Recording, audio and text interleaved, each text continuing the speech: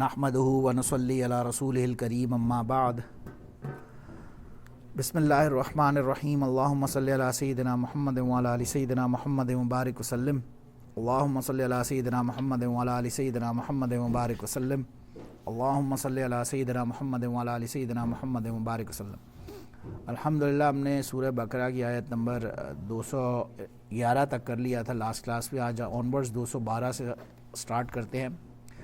فرمایا زین للذین کفروا الحیات الدنیا، زینہ مزین کر دیا یعنی بیوٹیفائی کر دیا، للذین ان لوگوں کے لیے جنہوں نے کفر کیا، حیات الدنیا دنیا کی زندگی کو، ویسخرون من الذین آمنوا اور یہ لوگ وہ کہتے ہیں نا مذاق اڑاتے ہیں عام ایمان والوں کے ساتھ، والذین اتقوا اور جو وہ لوگ جو تقوی والے ہیں نا اصل، وہ فوقہم یوم القیامت وہ ان سے اوپر ہوں گے قیامت کے دن یہ ان کافروں سے۔ واللہ یرزق من یشاء بغیر حساب، اور اللہ تعالیٰ رزق دیتا ہے من یشاء جس کو چاہے بغیر حساب بغیر حساب کے۔ تو مین تو چیز یہاں پہ ظاہر ہے صدقے کے حوالے سے بات چل رہی ہے۔ اللہ تعالیٰ صدقے سے حوالے سے سوری آگے آئے گی، میں غلط کہہ رہا ہوں۔ یہ مین تھنگ اس کہ دنیا کی زندگی کو مسخر کر دیا اللہ نے کافروں کے لیے۔ حدیث میں آتا ہے نا الدنیا سجن المؤمن و جنت الکافر، او کما قال علیہ الصلوۃ والسلام کی جو دنیا ہے یہ کافر کے لیے ایک جیل ہے، قید خانہ ہے، اور کافر کے لیے، اور سجن المومن اور مومن کے لیے ایک سوری میں الٹا بول رہا ہوں، آئی ایم سوری میں ایک ٹرانسلیشن میں غلطی کر گیا۔ دنیا سجن المؤمن کہ یہ کافر قید خانہ ہے مومن کے لیے، اور جنت الکافر کافر کے لیے یہ ایک جنت ہے، یہاں سے اس کا جانے کا دل ہی نہیں کرتا۔ جبکہ مومن کا یہ ہوتا ہے کہ اس کے لیے ایک جیسے جیل ہے نا، اندر وہ قید ہے، اس کو بس نہیں چل رہا کسی طرح سے وہ آگے نکلے اس سے باہر۔ تو خیر یہاں پہ بھی یہی بات ہو رہی ہے، دنیا کی زندگی جو ہوگی یہ جس جو نان بلیور ہوگا اچھا کافر روح سے مراد ہمیشہ جب قرآن میں آتا ہے نا، عام طور سے تو کافر کو بہت لوزلی ٹرانسلیٹ کر دیتے ہیں نان بلیور ہے۔ کفرا یہ جو روٹ ورڈ ہے اس کا مطلب انیشلی یہ بنتا ہے کہ جیسے کچھ چھپا دینا، دبا دینا کسی چیز کو، یا چھپا دینا، یعنی حق بات ہے اس حق کو انٹینشنلی آپ نے چھپا دیا کسی بھی فارم میں، کوئی بھی بات ہے اس کو دبا دیا زمین کے اندر۔ یہ کسانوں کے بارے میں غالباً میں نے کہیں پڑھا تھا سورہ حدید میں یا کہیں، وہاں پہ بھی لفظ کفرا ان کے بارے میں آ رہا ہے کہ وہ زمین کو یعنی کے اندر اس کو بیج کو دبا دیتے ہیں، تو اس کا مطلب یہ ہے۔ تو اب یہاں پہ ایکچوئل جو پیگن ورشپر ہے وہ تو مراد ہو ہی سکتا ہے، لیکن نارمل بھی ایک بندہ ہے جس کا ایمان اتنا اسٹرانگ نہیں ہے وہ بھی اس سے مراد ہو سکتا ہے۔ آپ دیکھیں نا ہم لوگ آج مرنے سے کتنا ڈرتے ہیں، ہم لوگوں کا تو سارا دماغ اپنا ہی اس دنیا کی زندگی میں اتنا زیادہ لگا ہوتا ہے کہ ہمیں آخرت کی فکر کرنے کی پرواہ یا ٹائم کب ملتا ہے۔ بہرحال اللہ ہم سب کو بچائے۔ مین تو ظاہر ہے ایڈریس ان میں کافروں سے ہی ہو رہا ہے، اور خاص طور سے کیونکہ یہ یہود کا ذکر ہو رہا ہے، پیچھے آیا نا بادلوں میں سے وہ پہلے کہتے تھے نکل آئے اللہ، یا ہمیں آواز سن لی تو اب ہمیں اللہ اپنے آپ کو دکھائے۔ اور اس سے پچھلی آیت میں بھی آپ دیکھیں تو سل بنی اسرائیل سے جو آیت چل رہی تھی وہاں پہ یہی ان کا ہی ذکر آ رہا تھا۔ تو مین ایڈریس تو وہی لوگ ہو رہے ہیں، مگر ظاہر ہے قرآن تو سب کے لیے عام ہے۔ کان الناس امۃ واحدہ، لوگ جو تھے یہ ایک امت تھے۔ فبعث اللہ النبیین، اس سے یہ ہسٹوریکل پرسپیکٹو میں تھوڑی سی بات اس طرح ایک اللہ نے چیلنج کیا آپ کو، اور سمجھیں کہ ایک دلیل کے ساتھ کہ لوگ جو تھے کسی زمانے میں ایک امت ہوا کرتے تھے آدم علیہ السلام کے بعد سے آنورڈز، اور دین بھی ایک تھا، شریعت بھی ایک تھی، کیونکہ اصل جو رسول اس دنیا میں آیا اس پہ الحمدللہ ہم نے قصص الانبیاء کے سیریز میں وہ یوٹیوب پہ موجود ہے، انبیاء کی سٹوریز میں ڈسکس کی ہوئی ہے بات۔ تو اصل جو پہلے دنیا کے اندر رسول آئے وہ حضرت نوح علیہ السلام تھے، اس سے پہلے بھی انبیاء تھے، آدم علیہ السلام تھے، شیش تھے، ادریس علیہ السلام، لیکن اس وقت ریلیجنز نہیں تھے کوئی الگ الگ۔ جو حق اور باطل، جو شرک، جو سمجھے کہ بت کے خلاف یا اللہ کی وحدانیت کے اوپر جو حق کی دعوت دینا، وہ پہلا جو رسول تھا وہ حضرت نوح علیہ السلام تھے۔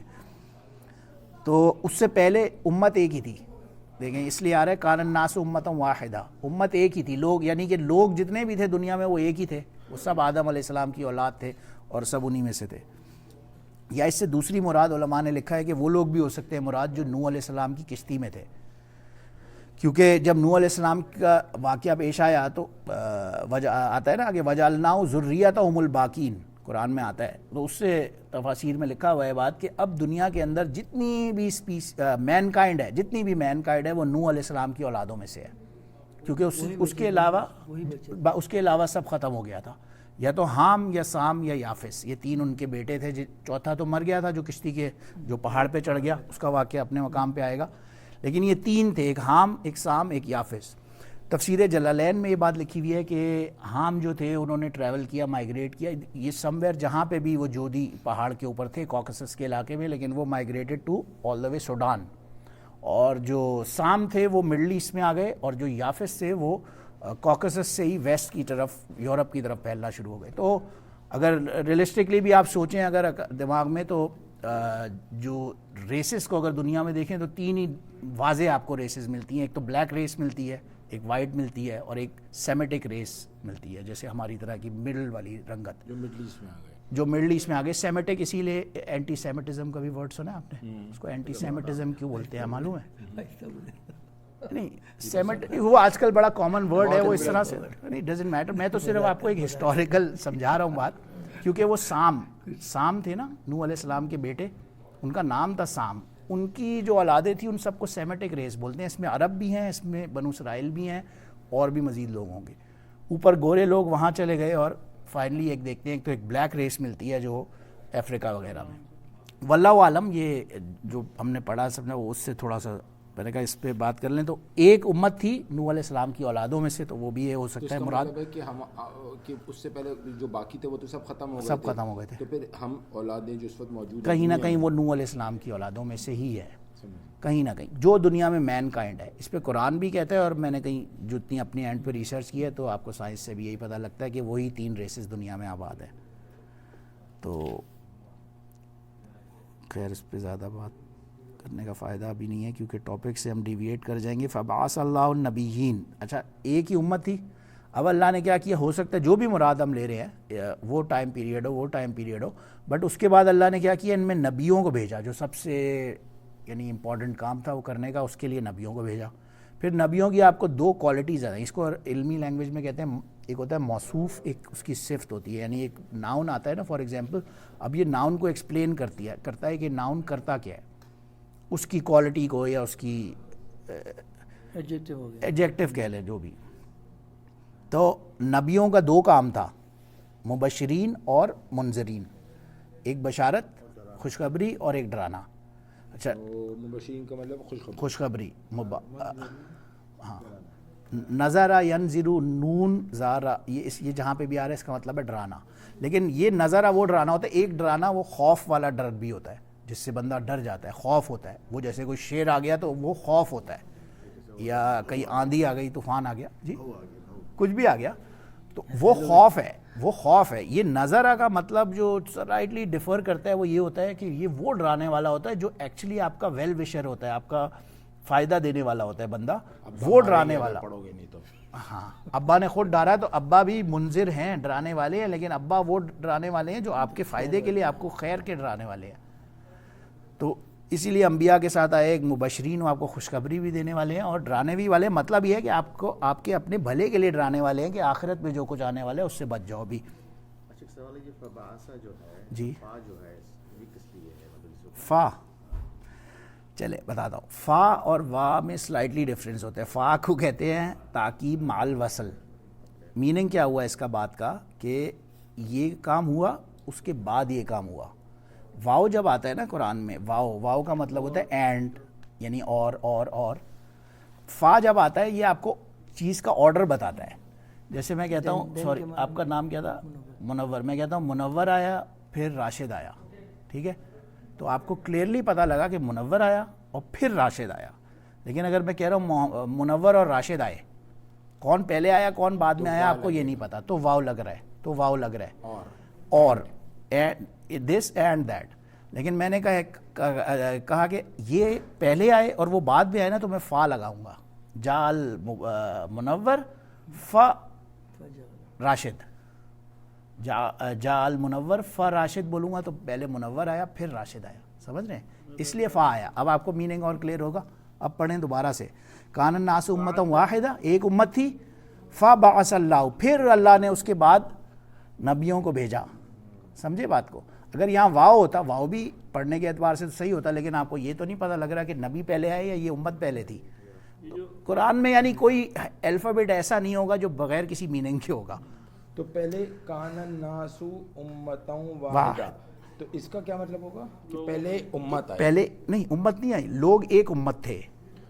کان الناس, لوگ تھے ایک امت, پہلے لوگ ایک امت تھے.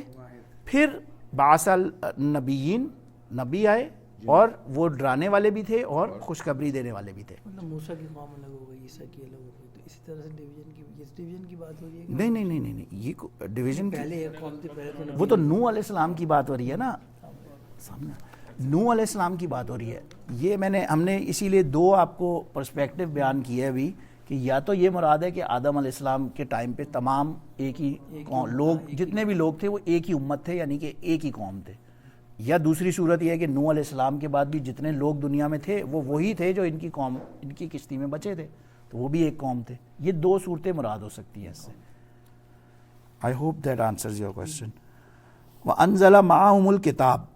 اچھا, اب نبیوں کے ساتھ پھر اللہ نے ایک انزلہ معہم, ان کے ساتھ, مع کہتے ہیں ساتھ کو, ہم وہ لوگ یعنی کہ نبی اب مراد ہیں پیچھے جن کی بات ہو رہی ہے, تو ان کے ساتھ اللہ نے کتاب بھی بھیجی. ظاہر ہے تورات, زبور, انجیل کا تو آپ ویسے ہی تذکرہ پڑھتے ہی ہیں, قرآن میں جگہ جگہ نام بھی آتا ہے, لیکن اور بھی صحف ابراہیم و موسیٰ آپ پڑھتے ہیں. بہت سارے انبیاء کو پیمفلیٹس اللہ نے دیے, ڈفرینٹ کائنڈز آف, یعنی صحیفے دیے جس کو کہتے ہیں, کہ مطلب کم ڈفرینٹ آرگنائز طریقے سے ایک بک نہ بھی ہو لیکن کوئی نہ کوئی فارم میں وہی تو تمام انبیاء پہ آئی رہی تھی, وہی ان کی کتاب تھی.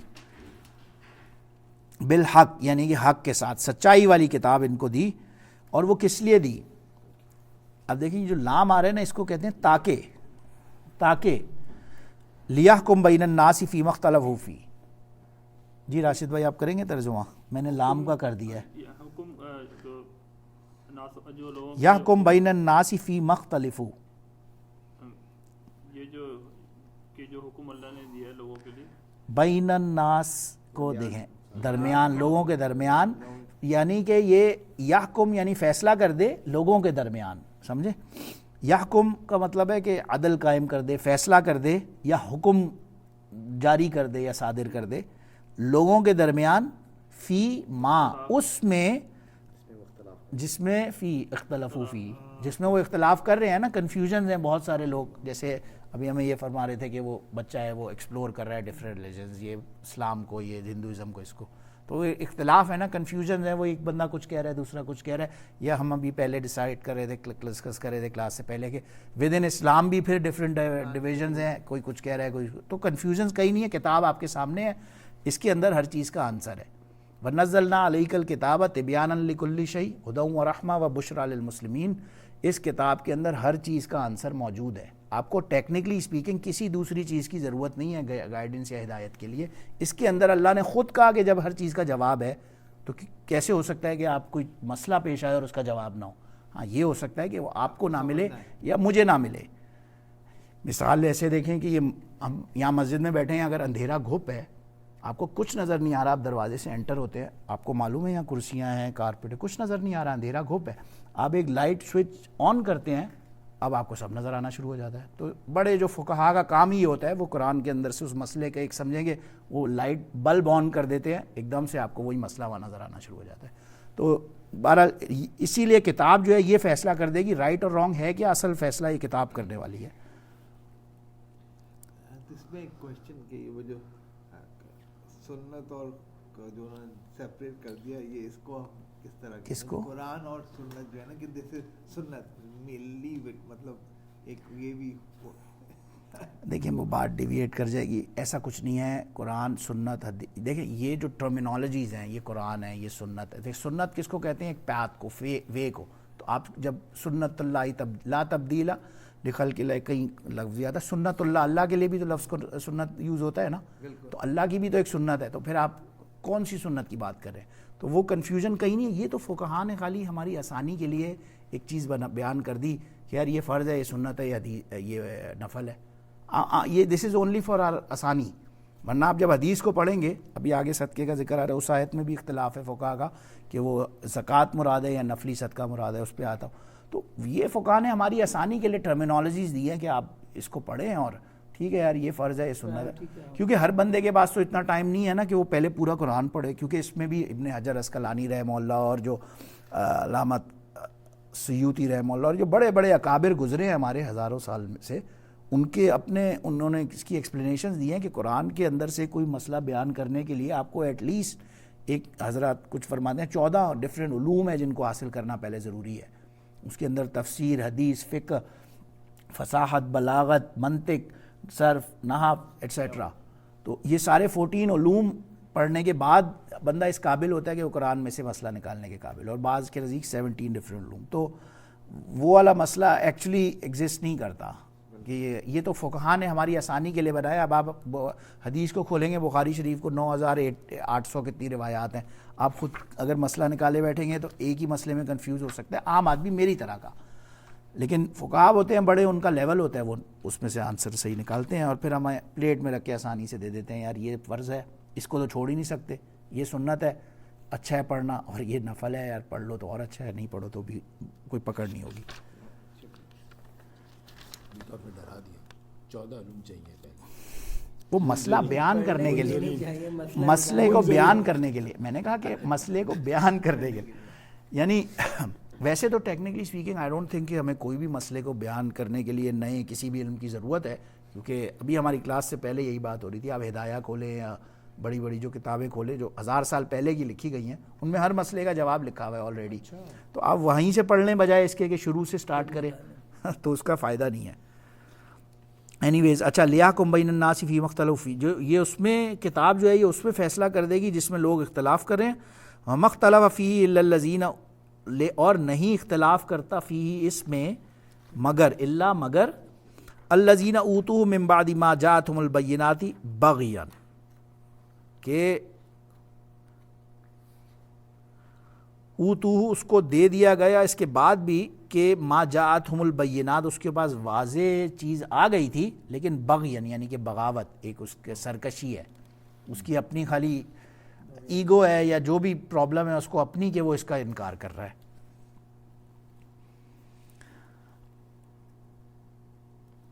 بغیم بینہم، ان کے درمیان آپس کی عداوت ہے، آپس کی سرکشی ہے. فہد اللہ الذین آمنوا لما اختلفوا فیہ، بس اللہ نے ہدایت دے دی ایمان والوں کو اس چیز میں جس میں یہ اختلاف کر رہے تھے، من الحق کی حق کے ساتھ، بإذنہ اور اس کی اجازت کے ساتھ. اللہ کی بات ہو رہی ہے، اللہ کی اجازت کے ساتھ ہی. واللہ یہدی من یشاء الی صراط مستقیم، اور اللہ تعالیٰ ہدایت دیتا ہے جس کو بھی چاہے صراط مستقیم کی طرف. ام حسبتم ان تدخلوا الجنۃ ولما یأتکم مثل الذین خلو من قبلکم، کیا تم لوگ گمان، ام حسبتم کیا تم گمان کرتے ہو، ان تدخلوا الجنہ کہ داخل ہو جاؤ گے جنت میں، ولما یأتکم مثل الذین خلو من قبلکم، اور جبکہ ابھی آئی بھی نہیں ہے تمہارے پاس وہ چیز جو تم سے پہلے والوں کے اوپر آئی تھی. کون سی چیز؟ مستہم البأساء، سب سے پہلے تو انہیں بیماری یا کسی قسم کی تکلیف نے پکڑا، والضراء اور ضرر نے، وزلزلوا اور ہلائے گئے وہ لوگ، حتیٰ یقول الرسول یہاں تک کہ ان کے رسول پکار اٹھے، والذین آمنوا معہ اور وہ لوگ جو ایمان لائے، متی نصر اللہ، کہاں ہے اللہ کی نصر کہتے ہیں نصرت کو، مدد کو، ہیلپ کو، متی نصر اللہ، اللہ کی مدد. یہ جو آپ نے ابھی بول رہے ہیں اس میں کہ حتیٰ کہ وہ ان کے جو رسول وہ بول پڑے کہ کہاں ہے اللہ کی، نہیں رسول نہیں بول پڑے، ایک منٹ سوری، میں نے اگر یہ بولا تو غلط بولا. لوگ بولتے تھے نا، یہ اس زمانے یہ ان کس کے وہ رسول سے بولتے تھے، یقول رسول. خباب بن ارت رضی اللہ عنہ کا غالباً واقعہ ہے یہ، مجھے صحابی کا نام اگر غلط بول دوں تو معاف فرمائیے گا. غالباً خباب بن ارت رضی اللہ عنہ تھے. یہ اس وقت کی بات ہے جب میرا خیال ہے کہ یہ غزوہ خندق کا واقعہ ہے یا بہرحال کسی نہ کسی غزوہ کا واقعہ ہے، اور غالباً یہ خباب بن ارت رضی اللہ عنہ نے سوال کیا تھا کہ کہاں ہے اللہ کی مدد. تو اس پر یہ آیت اتری تھی کہ ایسے ہی تم بغیر کسی ٹیسٹ اور ٹرائل کے تھوڑی آگے پہنچ جاؤ گے. اس میں یہ کب وین کب یا وین کہہ سکتے ہیں. ہاں متا نصر اللہ کہاں ہے یہ بھی کہہ سکتے ہیں, یا کب آئے گی یہ بھی کہہ سکتے ہیں. ان نصر اللہ قریب بے اللہ بے جان لو, اللہ کہتے ہیں جان لو, خبردار یا بی ویئر, ان نصر اللہ قریب, اللہ کی مدد بڑی قریب ہے. تو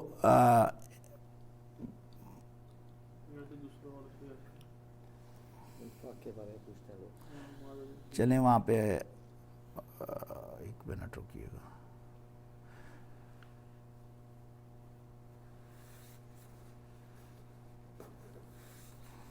چلتا ہوں. یسألونک ماذا ینفقون, یہ سوال کرتے ہیں آپ سے ماذا ینفقون کہ ہم کیا خرچ کریں.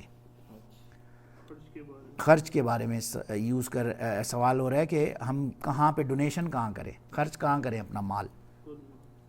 کل ان سے کہیں ما انفقتم من خیر, جو خرچ کرنے والی یعنی کہ جو اچھی چیز تم خرچ کرو گے نا, جو صحیح چیز تم خرچ کر سکتے ہو وہ کیا ہے. للوالدین, سب سے پہلے تو والدین, پھر اقربین, پھر یتامہ اور مساکین پر, اور وابن السبیل یعنی کہ ٹریولر مسافر یہ مراد ہو سکتا ہے اس سے.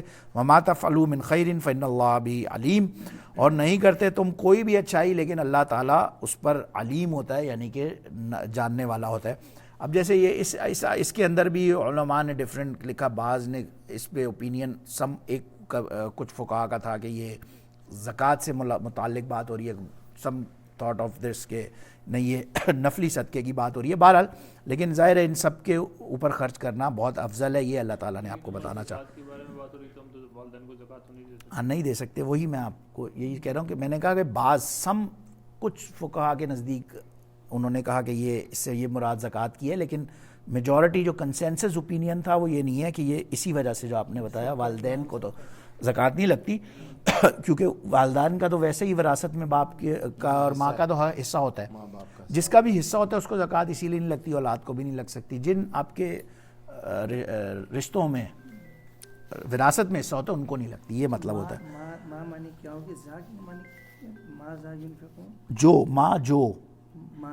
جو کہیں کہیں ماں نیگیٹو کے میننگ میں آتا ہے نہیں, اور کہیں کہیں آتا ہے جو, یا یعنی جو آگے بات ہو رہی ہے اس میں سے جو بات ہو رہی ہے. تو یہ اور بس یہ ایک آیت اور کرتے ہیں انشاءاللہ کہ اس کے اندر آپ غور کریں. پہلے ہم نے ذکر کیا تھا 11واں آرڈر پیچھے کہیں گزرا تھا, ہم نے کیا تھا یہ سارا کچھ آیت بر جو لیس البر ان تولوا الی آخر الآیت ہے, سارے ایک کے بعد ایک اچھائیوں کے آرڈرز چل رہے تھے. 11واں پیچھے غالباً گزرا تھا یا اور کوئی ہوگا, میں نمبرنگ میں ہو سکتا ہے آؤٹ ہوں, بٹ یہ نیکسٹ نیکی کا آ گیا بات. کتب علیکم القتال کہ تمہارے اوپر قتال لازم کر دیا گیا. کتبہ کا مطلب ہوتا ہے فرض کر دیا گیا, لازم کر دیا گیا, اسی تمہارے اوپر قتال لازم ہو گیا. وَهُوَ کرہن لکم, حالانکہ اور وہ جو ہے یعنی کہ قتال جو ہے یہ تمہیں اس سے کراہت ہے, تم بھاگتے ہو, لڑائی جنگ. قتال مینز جہاد, تو تمہارے کو اس سے کراہت ہے, تم بھاگتے ہو ادھر ادھر, ڈرتے ہو. وَعَسَىٰ أَن تُكْرَهُوا شَيْئًا وَهُوَ خَيْرٌ لَكُمْ, ممکن ہے, عسا کہتے ہیں ممکن کو, اور یہ اٹ از ویری پاسبل کہ ان تکرہو, تم کسی چیز سے کراہت کر رہے ہو, تمہیں وہ چیز بری لگ رہی ہے, لیکن وَهُوَ خَيْرٌ لَكُمْ, وہ اصل میں تمہارے لیے اچھی ہے. وَعَسَىٰ أَن تُحِبُّوا شَيْئًا وَهُوَ شَرٌّ لَكُمْ, اور یہ بھی ممکن ہے کہ کسی چیز سے تمہیں محبت ہے, تمہیں بہت پسند ہے, لیکن وَهُوَ شَرٌّ لَكُمْ, اس میں تمہارے اندر شر ہے, برائی ہے. وَاللَّهُ يَعْلَمُ وَأَنْتُمْ لَا تَعْلَمُونَ, اور اللہ تعالیٰ جانتا ہے جو کچھ تم نہیں جانتے.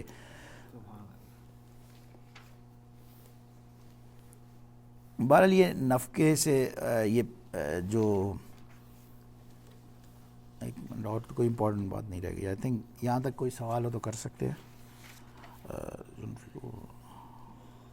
یہ تو ہو گیا پچھلے آیت کی وجہ سے, پچھلے والے میں جو نہیں آئی تم سے پورا سفر سنانا نہیں, کچھ کرنا بھی چاہیے. چلیں میں اس پہ رکتا ہوں, ہم آگے آپ جو بھی سوال کر سکتے ہیں. وآخر دعوانا الحمدللہ رب العالمین. سبحان ربک رب العزت عما یصفون وسلام علی المرسلین والحمد للہ.